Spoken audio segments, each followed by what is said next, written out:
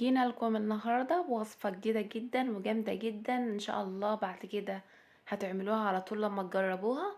وصفة الفراخ دي تحفة قوي، وشوفوا في الصينية دايبة جدا، وبصراحة مفيش اسهل من كده. هنبدأ الوصفة كده مع بعض ونشوف عملناها ازاي.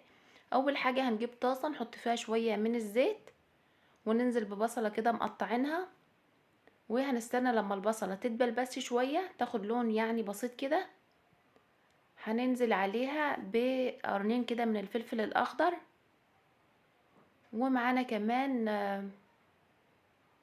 هناخد كده الاول الفلفل نقلبه تقليبه كده، وننزل عليه بمعلقه صغيره من الثوم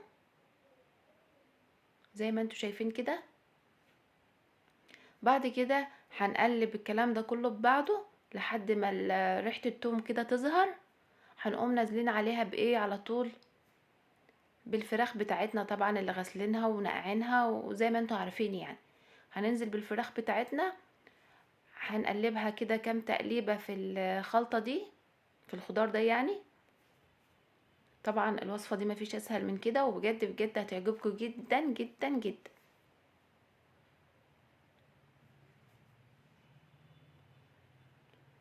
هنا بقى هنفضل نقلب كده لحد لما الفراخ بتاعتنا تاخد طعم من الخلطة، وننزل بالبهارات بتاعتنا: فلفل اسود، كاري، 7 بهارات، ملح. مفيش اسهل من كده في البهارات اللي احنا حاطينها يعني. وهنقلب بقى لما الدنيا دي مع بعضها كده دقيقتين كده.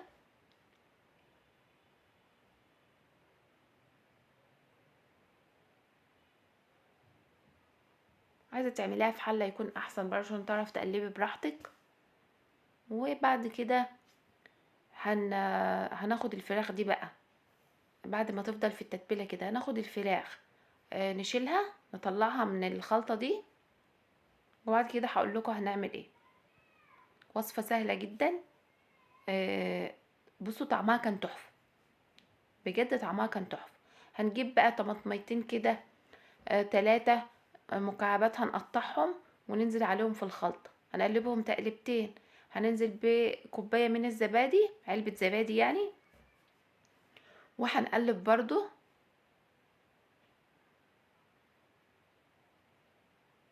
وبعد كده هنجيب بقى نص ليمونة ونعصرها على الخليط ده، ونسيبه بقى يتستوي كده مع راحته يعني براحته كده شوية. بعد كده هنرجع تاني بالفراخ بتاعتنا في الخليط ده.